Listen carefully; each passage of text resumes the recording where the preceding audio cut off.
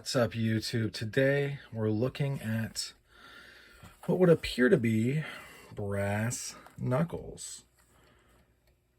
This is this is the first time I'm looking at this really closely. Brass knuckles, slapjacks, and ass whooping sacks, I think. In any event, we can only hope that this was made in America and they stamped this themselves, but I don't know. So I got this from, and I will keep this because it's pretty neat. I got this from Southern Grindworks, no, it's not Southern Grindworks. That's a knife brand. Southern Edges is a distributor.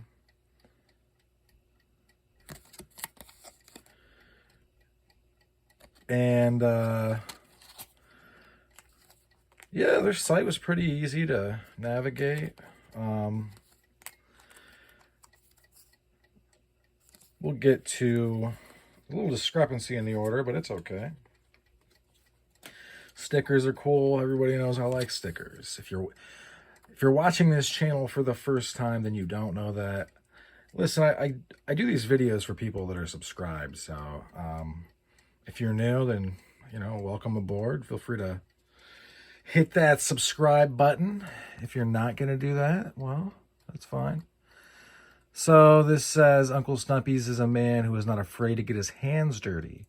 Due to this lifestyle, he was in need of a manly exfoliator, as every modern gent is. Hence, the Snuckles exfoliator and meat tenderizer. Use with care or don't. Blah, blah, blah. Date 2023. Vintage patina brass knuckles. But I ordered, and I double checked, I ordered the aluminum knuckles. And I could see where this, if you're not really paying attention, which it's easy to make mistakes like that. I'm not sending it back, but otherwise it would be 4.5 or so ounces. Yep, there we go. That's that weight. These are from Brass Armadillos, sold to me as a 15-year-old. 6.8. I don't know where I got these from. They're legal in Canada, though. I found out less than an ounce. These are from East Coast Knuckles, I believe. These are brass. In the last video, I said they were nickel because they were very shiny when I got them. But they're brass. I was corrected by the gentleman because obviously anytime I make a video, the people, it's, if their products in it or if their distribution's in it, they are instantly notified, even though I have less than 1,000 subscribers. If you have been watching this channel for any amount of time, you know this to be true. But look, I'm not looking for any drama from these people, any of them. This guy, I like these knuckles a lot. I think that, obviously he takes pride in what he does, so he wants it to be accurately reflected. No problem, no problem. That was my mistake. These finger stalls, as they're called, are nice and big. These are a little tighter. And these are a little bit looser than these, but not super loose. I'm assuming this is brass. This could be anything. This could literally be anything. It wasn't cast super well, obviously. If that's what it's called. I don't know what it's called. I'm not an expert, guys. I'm an expert on knives. I'm not an expert on these. These have a distinct Mayan flair for me for some reason. I don't know why. This is from RMJ. I believe I forget what their called RMJ.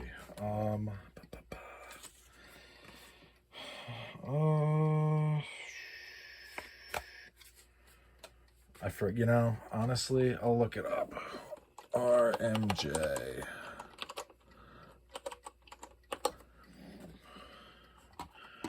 RMJ USA. They're known for tactical tomahawks. RMJ. I'm still not getting it. Anyway, when it pops up, I will read it off. So these are inspired by meat tenderizers. And as you can see, that is very much... Oh, it's not ass whooping sacks on that sack. It's ass whooping sticks. As you can see, they very much do look like that. I believe it's the initials of the gentleman. Man, wouldn't it be great if I look this stuff up before I hit record? Wouldn't that just be great?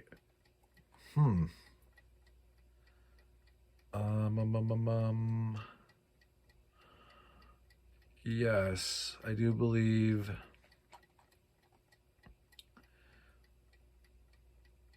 Man, I don't know. It doesn't matter. RMJ Tactical USA. They're good to go. They're kind of funny as well. They had something, I don't know if it's gone now, it looks like if we offended you type thing. I don't know who they would offend. I mean, they're literal arms dealers, so like, I wouldn't even pretend to care if I were them. Yeah, so the upside of the brass version of this is that it's going to hit harder than the aluminum version, although carry heavier. I may in the future pick up the aluminum if they're still available. They may have sold all the aluminum and only have these. I'm not saying that's intentional. It's just that, look, I sell knives. I'm a GEC collector, and it's easy to, it's easy to mix things up. It's not a big deal. And I was thinking that I would go back and get these anyway, so it's not like, I'm being put out. It just doesn't matter. I probably will circle back at some point and get the aluminum, just because these are very cool and carryable where I'm at. So that's neat. You can also just carry them in any event, no matter what. In Canada, I've learned you can carry these because they're plastic. I think that if you were to get hit with these, it would, even a glancing blow, because these are, while not being super sharp, you definitely feel them. These being a little bit more rounded off, because I think they're gonna probably scrape on stuff a little bit more. These also feel really great in hand. Really great. The finger stall is very big. I think you could get even the biggest fingers into those. Definitely still going to carry these. They're nice. They're light. I think of these more as a hand protector than a brass knuckle. Just simply because, I'm sure it would hurt. And then I think this will kind of be my throwaway pair. Like if I were to travel on an airplane, I could toss them in and have these on me. Yeah, because they're very concealable. Whereas, say, a 10-inch Bowie knife or if I'm going to, draw from my carry right now, these guys are not very concealable. The Ontario SP1 Combat. And yeah, so an interesting experience overall.